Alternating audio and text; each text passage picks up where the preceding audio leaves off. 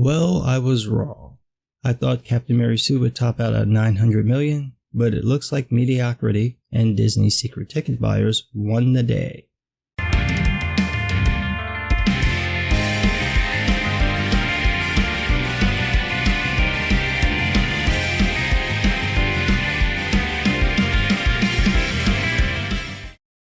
The weird part about this is that there's not really much to praise here, outside of one of the co-directors being the first female director to crack $1 billion at the box office. We know Marvel films can hit $1 billion. We know that higher ticket prices and 3D showings are largely responsible for these $1 billion draws. We also know that despite all the shilling this movie got from the press, the only thing anyone talks about is the damn cat. At least Black Panther had the Afrocentrism angle. Aquaman had the "this DC film is actually fun." Like fun, not fun laugh at it fun angle. Captain Marvel had a cat. That's it.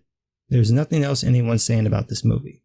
Well, there is one other thing involving a missing eye, but I figure fanboys still need some time to heal over that. But that's about it. There weren't any wow moments, no standout dialogue, no interesting set pieces.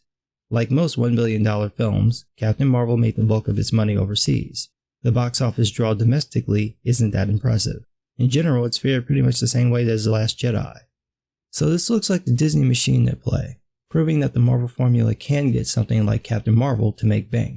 What's weird though is that Spider-Man Homecoming didn't do as well, despite the obviously more popular, more likable, and actually interesting character with a direct tie-in to other Marvel films.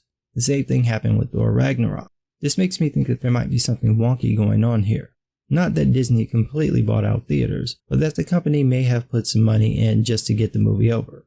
Movie studios do occasionally buy tickets to bump up their sales to make it look like the movie is more successful than it really is, or at least has some initial hype to it.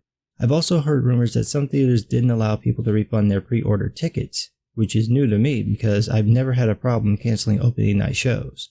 Maybe Disney did play with the box office? Maybe they did buy tickets?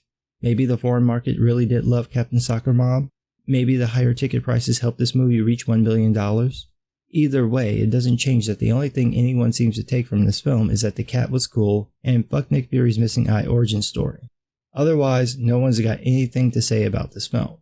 Now, I'm sure the SJW crowd will behave maturely. Oh, who am I kidding? These bitches are gloating, as if $1 billion a good movie makes.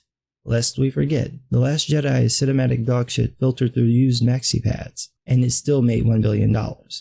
Look at the list of the highest grossing films, and be honest. How many of those are solid films? Not whether they're fun to watch, but whether they're actual works of art worth remembering, or at least films that had broad cultural impacts. There's not that many, despite the billions they raked in. And just in case you think I'm saying that about Captain Mary Sue, The Dark Knight Rises is also on that list.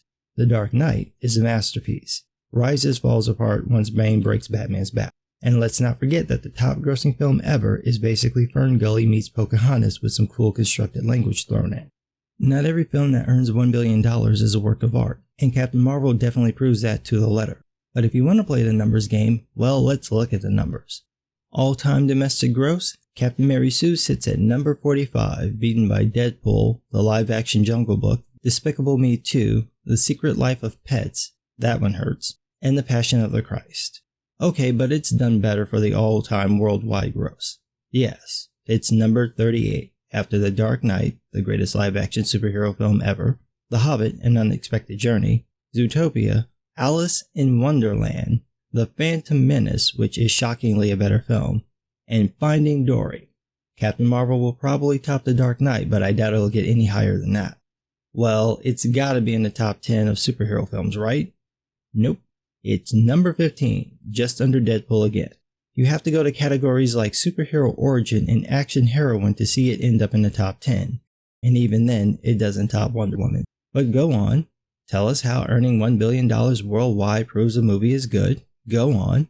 Or do you really think that the Transformers movies, Alice in Wonderland, and Minions are some of the best films ever? Because that's what the trolls came to my Twitter feed to say. Apparently, this tweet didn't, quote, age well, even though my tweet was in response to an article about the opening weekend projections, which Captain Mary Sue failed to meet, which I already did a video about. See the link below. The trolls then argued with me for hours, basically saying that because the movie made $1 billion, that proves it's a hit with fans. One guy even went so far as to compare Captain Marvel with Wonder Woman, saying, quote, "One made $1 billion, and the other is Wonder Woman, but go off." Right, so one is so uninteresting and uninspired you can only talk about how much money it made, and the other one is Wonder Woman. He kept going on trying to say that this had great fan approval, so I showed him this image of the scores from Rotten Tomatoes. Yes, the site numbers can't really be trusted since they were altered by SJW Shills running the site. Even then, Captain Marvel still has lower scores from the audience and reviewers than Wonder Woman, so even SJW Shills think Wonder Woman is a better film. Let's just be real here. The movie made bank, which I said it would, but it's still forgettable. Nobody's going to see Endgame to see more of Captain Mary Sue. They're going to get the end of a 10-year, 20-movie build-up, and Disney is going to have a problem if what's left afterwards is Brie Larson's boring performance and Wakanda Forever. They've lost most of their top players, and that was the main draw. So they're going to have to build that up. That's going to take time, just like it did the first time around. The novelty element is gone, so you're going to have to replace it. And if your replacement is with an actress who is saying she doesn't want male fans to even come and see the movie, or she seems to have some contempt against them, you're going to have a problem. If what you're delivering is the same cookie cutter film that you've been delivering for the last 10 years, you're going to have a problem. The formula is eventually going to wear off. We need to see what happens once there are no tie-ins. So we'll see what happens after Endgame. My guess is they're going to have to work to keep the audience because you've lost the major players. But what do I know? I'm just some guy.